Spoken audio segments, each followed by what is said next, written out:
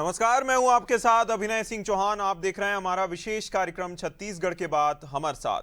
छत्तीसगढ़ में आज बात महिला आरक्षण पर सियासी लड़ाई को लेकर, जहां संसद में परिसीमन विधेयक के गिरने के कारण महिलाओं को लोकसभा और राज्यों की विधानसभाओं में वर्ष 2029 से 33% आरक्षण के फैसले पर फिलहाल अनिश्चय के बादल मंडरा रहे हैं।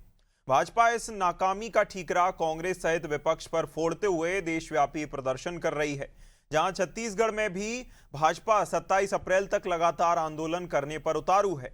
इसी क्रम में भाजपा ने 30 अप्रैल को एक दिवसीय विशेष सत्र बुलाया है, जहां जिसमें राज्य सरकार निंदा प्रस्ताव लाने जा रही है। यह प्रस्ताव महिला आरक्षण कानून और डीलिमिटेशन से जुड़े 131वें संवैधानिक संशोधन विधेयक के पारित न होने पर विपक्ष के विरोध में लाया जाएगा, जहां निकायों में भी भाजपा सरकार विशेष सत्र बुलाकर विपक्ष के खिलाफ निंदा प्रस्ताव लाने वाली है, जिस पर डिप्टी सीएम अरुण साव का कहना है कि लोकसभा में विपक्ष के कारण देश की आधी आबादी के साथ अन्याय और धोखा हुआ है। जब नगरीय निकायों और पंचायतों में महिलाओं को आरक्षण मिला हुआ है तो उन्हें विधानसभा और लोकसभा में आरक्षण क्यों मिलना चाहिए। साव ने कहा कि कांग्रेस और विपक्षी दलों ने पिछले 4 दशकों में महिलाओं को उनके अधिकार से वंचित रखा है। प्रधानमंत्री नरेंद्र मोदी के नेतृत्व में हमारी सरकार ने प्रयत्न किया कि आधी आबादी को उनका अधिकार मिले, लेकिन कांग्रेस और इंडी गठबंधन को षड्यंत्र रचने से फुर्सत कहां, जहां उन्होंने नारी शक्ति को फिर से उनके अधिकार से वंचित कर दिया है। उनकी आवाज को और बुलंद करने के लिए ही विधानसभा का विशेष सत्र बुलाया गया है। वहीं महिला आरक्षण बिल को लेकर पूर्व विधायक और कांग्रेस नेता विकास उपाध्याय ने भाजपा सांसदों को पत्र लिखकर रामचरितमानस और संविधान की कसम खाकर जनता के सामने सच्चाई रखने की मांग की है। उपाध्याय ने कहा कि 20 सितंबर 2023 को लोकसभा में महिला आरक्षण बिल सर्वसम्मति से पास हुआ था, जिसके पक्ष और विपक्ष दोनों ने समर्थन दिया था। इसके बावजूद भाजपा ये प्रचार कर रही है कि कांग्रेस ने विपक्ष की ओर से इसका विरोध किया है। विकास उपाध्याय ने कहा कि भाजपा महिला आरक्षण के नाम पर परिसीमन लागू करने की कोशिश कर रही थी, जिसका विपक्ष ने विरोध किया है। आपको बता दें कि महिला आरक्षण का मुद्दा 1989 से चल रहा है। ऐसे में सवाल यह है कि क्या सरकार मौजूदा सांसदों की संख्या के आधार पर आरक्षण नहीं दे सकती और कांग्रेस परिसीमन का इतना विरोध क्यों कर रही है। आज इन्हीं सवालों का जवाब तलाशने की कोशिश करेंगे। पहले सुनते हैं कुछ प्रतिक्रियाएं। जिस प्रकार से विधानसभा का विशेष सत्र का आयोजन हो रहा है विपक्षी दलों के खिलाफ निंदा प्रस्ताव लाने के लिए, उसी तरह से सभी नगरीय निकाय में और सभी पंचायतों में भी इसे लेकर प्रस्ताव आएगा। आधी आबादी के साथ जो अन्याय कांग्रेस पार्टी और विपक्षी दलों ने किया है, तो आधी आबादी की भावनाएं प्रस्ताव के माध्यम से देश के महामहिम राष्ट्रपति जी तक जाए और आधी आबादी की आवाज़ बुलंद करने के उद्देश्य से सभी स्थानीय निकायों में ये प्रस्ताव आने वाला है। देखिए, भारतीय जनता पार्टी एक सोची समझी साजिश के तहत एक स्क्रिप्ट तैयार करके इस महिला आरक्षण बिल के विषय में लोगों के सामने लोगों को दिग्भ्रमित करने के लिए, मिसगाइड करने के लिए अलग अलग तरीके से प्रपंच कर रही है, जबकि भारतीय जनता पार्टी पूरे देश में महिलाओं के सामने एक्सपोज हो चुकी है। भारतीय जनता पार्टी का चाल चरित्र चेहरा इस महिला आरक्षण बिल से लोगों के सामने निकल कर आ चुका है। एक तरफ महिला आरक्षण बिल 2023 में जो सर्वसम्मति से पास हो गया था, उसको लागू करने की बात थी। भारतीय जनता पार्टी की सरकार के हाथ में तमाम चीजें थी, लेकिन उसको फिर 2026 में परिसीमन, चूंकि भारतीय जनता पार्टी को करना है, डिलिमिटेशन के बहाने से महिला आरक्षण बिल को उसको जोड़ने का काम किया। और इस विषय पर हमारे साथ चर्चा करने के लिए खास मेहमान जुड़ गए हैं। शिल्पा जी हमारे साथ भाजपा प्रवक्ता जुड़ गई हैं, रिंकी पांडे कांग्रेस प्रवक्ता हमारे साथ जुड़ गई हैं, इसी के साथ के शर्मा जी वरिष्ठ पत्रकार जुड़ गए हमारे साथ। तीनों ही मेहमानों का सबसे पहले तो बहुत बहुत स्वागत है अनादि टीवी पर। और शिल्पा जी, आपसे चर्चा की शुरुआत करेंगे। 2 सवालों के साथ मैं आऊंगा कि पहले तो जो भी आपको कहना था, ऐसा अब तक क्या आप नहीं कह पाए हैं, चाहे प्रधानमंत्री अपने देश के नाम संबोधन कहकर जो एक जो है आधे घंटे का एक एपिसोड निकाला गया था पूरे देश के लिए, या फिर संसद में ऐसा नेता क्या नहीं कह पाए हैं जो अब निंदा प्रस्ताव के माध्यम से कहना चाहते हैं? और दूसरी बात कि निंदा प्रस्ताव का हासिल क्या होगा? जी, आप सभी को मेरा नमस्कार, जय जी। जोहार। लोकसभा और राज्यसभा में महिलाओं को 33% आरक्षण मिलना ही चाहिए, जिस पर हमारे यशस्वी प्रधानमंत्री नरेंद्र मोदी जी संसद भवन में ये विचार प्रस्तुत करते हैं। लेकिन ये महिला विरोधी कांग्रेस पार्टी इसका विरोध करती है और समर्थन नहीं देती है, और भारत की आधी आबादी जो महिलाओं की है उनका अधिकार छीन लेती है। आप सभी जानते हैं कि हम जो महिलाएं हैं वो क्या केवल घर तक ही सीमित रहें? क्या कांग्रेस पार्टी ये चाहती है? इसी विचार को हटाने के लिए, क्योंकि आधी से ज्यादा जनसंख्या जब हमारी है तो हम क्या अपने विचारों को, अपने निर्णयों को क्या हम उस पार्लियामेंट तक नहीं पहुंचा सकते? ये जो छोटी संकीर्ण मानसिकता है कांग्रेस की, ये हटाने की जरूरत है। बिल्कुल कानून तो बना दिया। जी जी, बिल्कुल कानून तो बना दिया। और आप विपक्ष से क्या आशा रखते हैं? देखिए, 2023 में ये बार बार एक उल्लेख हो रहा है। 2023 में ये कानून तो बन चुका है, पारित क्यों नहीं हुआ? आप अभी अब देख रहे होंगे तो आए दिनों पर क्या चल रहा है कि परिसीमन नहीं होना चाहिए। देखिए, जब जनगणना जो होनी थी 2021 में होनी थी, इससे पहले जो हुई थी 2011 में हुई थी, और 2021 में जो जनगणना होनी थी वो कोविड-19 के दौरान ये जनगणना नहीं हो पाई थी। कोविड-19 मान लिया 21 तक था, 21 के बाद 22 में करा लेते आप, 23 में करा लेते आप, 24 में करा लेते, 25 में करा लेते। यह प्रक्रिया संपूर्ण रूप से नहीं हो पाई, और यह केवल 21-22 की बात नहीं है। आप गौर कीजिएगा, 21 और 22 के दौरान भी कोविड-19 के जो महामारी थी उसके परिणाम देखने को मिल रहे थे, और उस वक्त तुरंत तत्कालिक हम लोग अगर ये हम करते हैं, हम जाकर ये सारी चीजों पर, क्योंकि डोर टू डोर सर्वे होता है, ऐसा नहीं है कि हम एक जगह पर बैठे और हमने लिख दिया और ये हो गया। डोर टू डोर सर्वे करना पड़ता है, और सारे इस सर्वे के दौरान क्या वो महामारी और फैल जाती, ये भी हो सकता था। तो ये बहुत सारी कारणें हो सकते हैं इसके लिए। दूसरा, महामारी वाली बात पे मैं आपके पास वापस आऊंगा शिल्पा जी, बहुत सारे सवाल हैं। उससे पहले मैं रिंकी जी का थोड़ा सा रुख कर लेता हूं। रिंकी जी, ये बात परिसीमन का लगातार विरोध देखने को मिला है, चाहे वह संसद में हो, संसद के बाहर कांग्रेस नेताओं ने, चाहे विपक्ष के नेताओं ने बयान दिया हो। लेकिन आपको नहीं लगता कि परिसीमन होना चाहिए? क्योंकि बड़े बड़े अगर एक्सपर्ट से पूछा जाता है तो 1976 में आपके ही समय में वो कैप लगा था जो कि आज तक नहीं हट पाया है। अब भाजपा या तो लायक नहीं है उस कैप को हटाने के, या हटवा नहीं पा रही है, या सिर्फ आप ही हटा सकते हैं। तो कम से कम अगर आप ही हटा सकते हैं तो समर्थन करना चाहिए था। क्या लगता है आपको?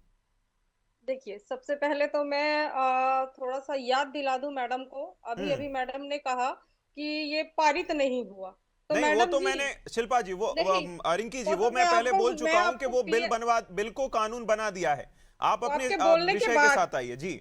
वो आपके मैं बोलने के क्लैरिफाई बाद कर चुका हूं जी।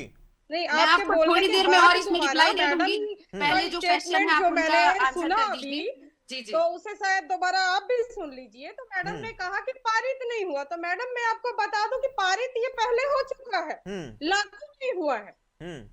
ठीक है, ये क्लियर कर लीजिए।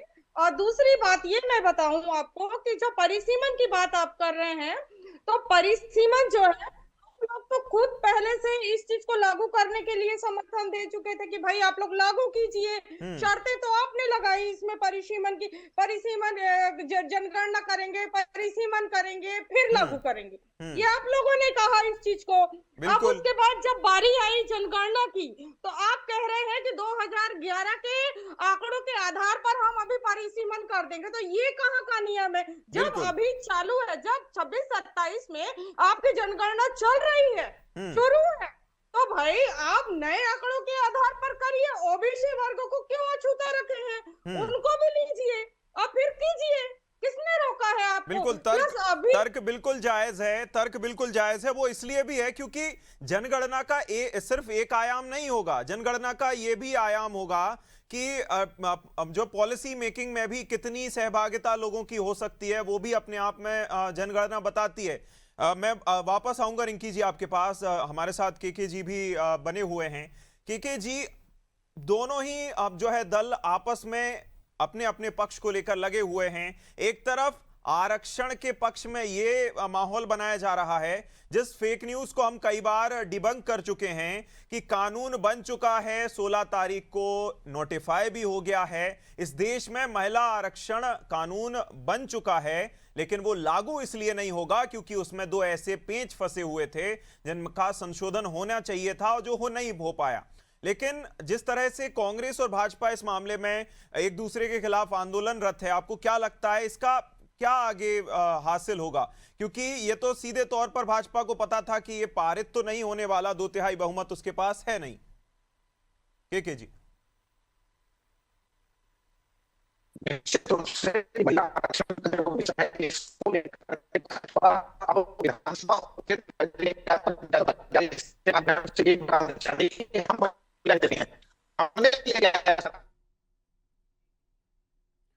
जी आपका जो है आपकी आवाज नहीं आ रही है, आपका लगता है कनेक्शन थोड़ा कमजोर है। मैं टेक्निकल टीम से कहूंगा दुरुस्त करने के लिए। मैं आपके पास फिर वापस आऊंगा। शिल्पा जी, जिस तरह से मैंने अभी सवाल पूछा के जी से कि ये आपको पहले से पता था और प्लकार्ड भी आपके पास, महिलाओं के पास पहले से मौजूद थे और ये आप जानते थे कि आपके पास 2/3 बहुमत है नहीं, फिर भी आप आशान्वित थे कि ये शायद कोई चमत्कार हो जाए। तो चमत्कार के भरोसे आप 2023 में बैठे थे, वो आपने करवा लिया, लेकिन हमेशा चमत्कार चल जाएगा जरूरी तो नहीं है शिल्पा जी। चमत्कार की बात नहीं कहेंगे। ऐसा लगता है कि मुझे जो देश से प्रेम करते हैं ना, जो राष्ट्र प्रेम करते हैं, वो विचार करते हैं कि देश के लिए क्या सही है। और कभी कभी हम विरोध में भी खड़े होते हैं ना, वो पक्ष में आ जाते हैं ये विचार करके कि ये हमारे देश के हित के लिए है।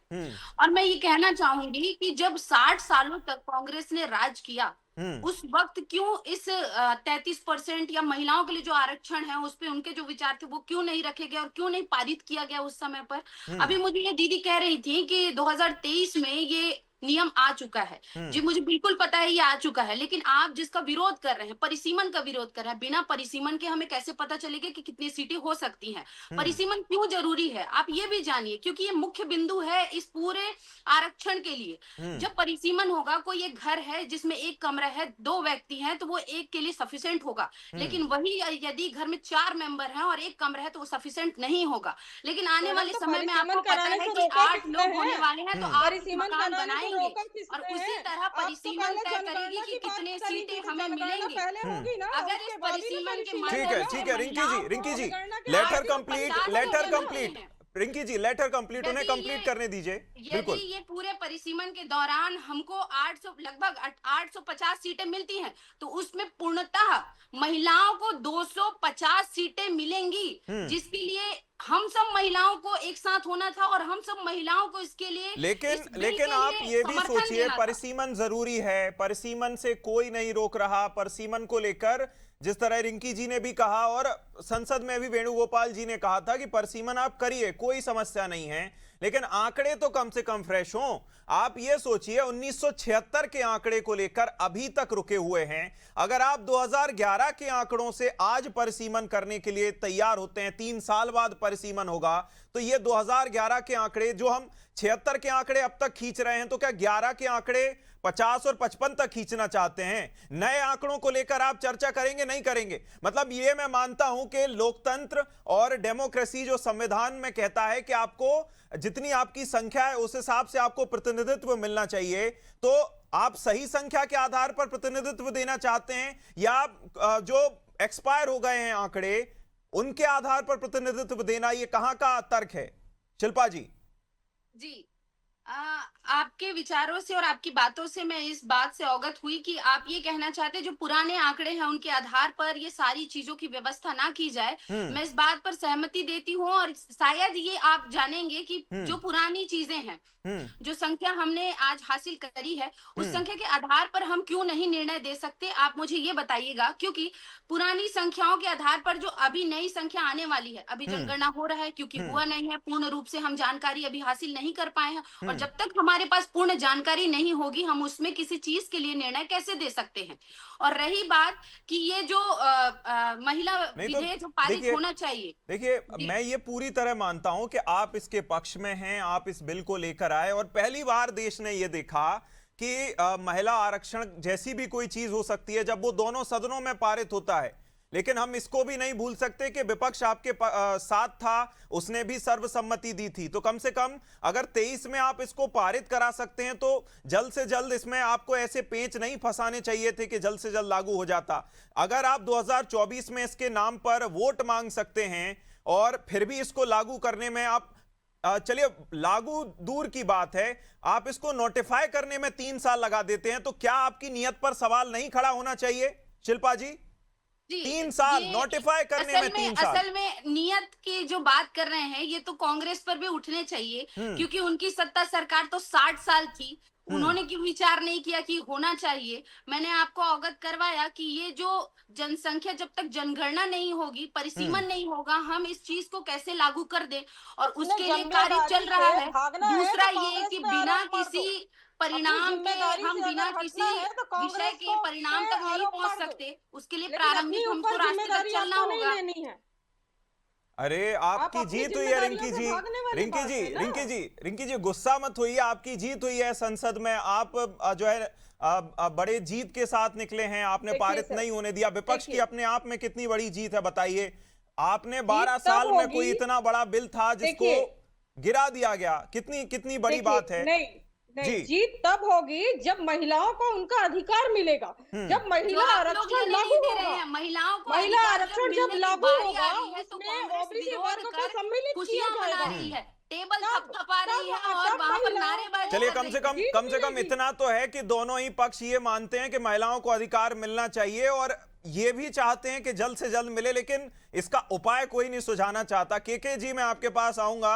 देखिए दोनों पक्षों की हमने बातें सुनी और ये कहा गया कि महिलाओं को अधिकार मिले, जल्द से जल्द मिले, लेकिन उपाय तो दूर तक नहीं नजर आता। के जी निश्चित रूप से महिला आरक्षण को लेकर जो बातें हो रही है, जो 2023 में पारित हुआ और अभी तक जो कहना चाहिए कि लागू नहीं हो पाया है, चाहे जनगणना कहें चाहे परिसीमन करें, इसमें समय लगेगा और 2029 में केवल ये चर्चा का रहेगा और कौन हितैषी है महिलाओं का, इस विषय पर ही चर्चा होती रहेगी। और किसके कारण से किसने इसको रोका।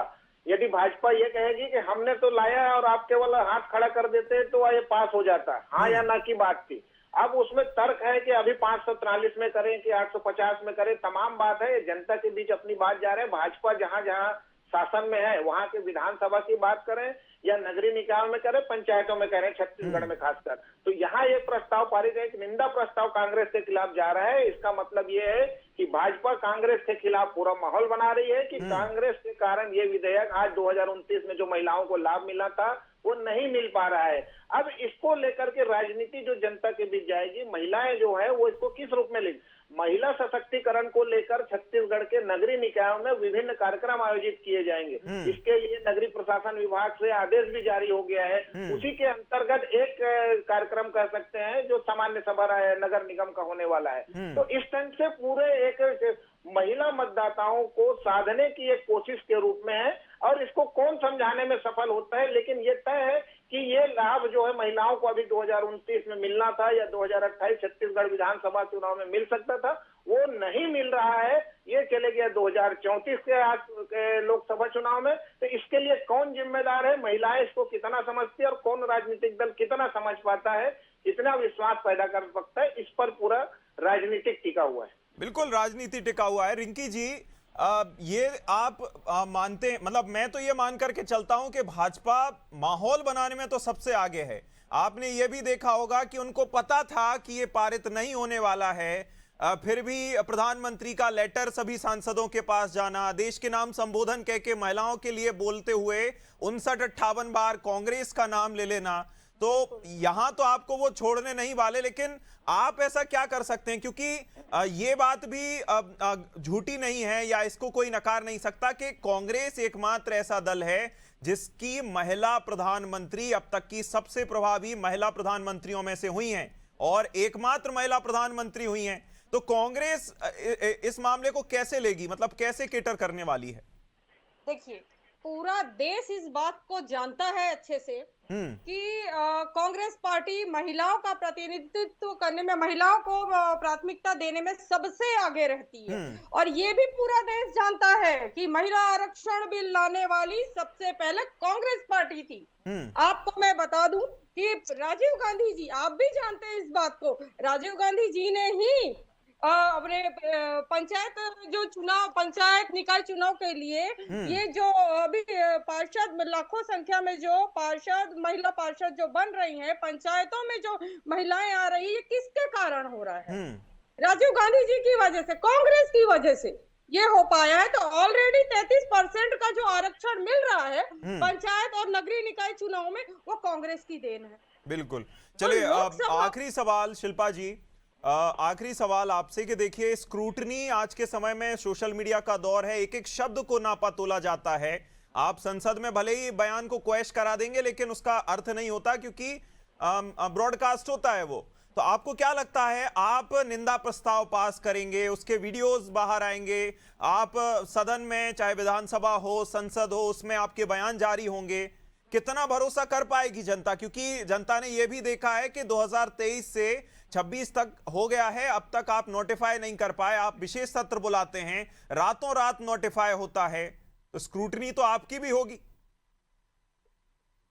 जी, ये कहना जो आप कह रहे हैं कि निंदा जो हमारा जो अभी पारित होने वाला है, ये केवल इसलिए भी नहीं है क्योंकि ये कृत ऐसा किया गया है कांग्रेस के द्वारा जिसके तहत ये सारी चीजें हो रही हैं, और जनता इतनी मूर्ख नहीं है कि वो विचार नहीं कर सकती। और यहाँ पर जो बैठी नारी शक्ति है वो भी विचार कर सकती हैं, जिन्हें अभी बार बार कहा जा रहा था कि हम कांग्रेस पार्टी ने पहली अध्यक्ष बनाया। जी हाँ, कांग्रेस पार्टी परिवार की राजनीति करती है, 35 साल से एक ही महिला को अध्यक्ष बनाकर रखती है और उसके बाद नारी सशक्तिकरण की बात करती है।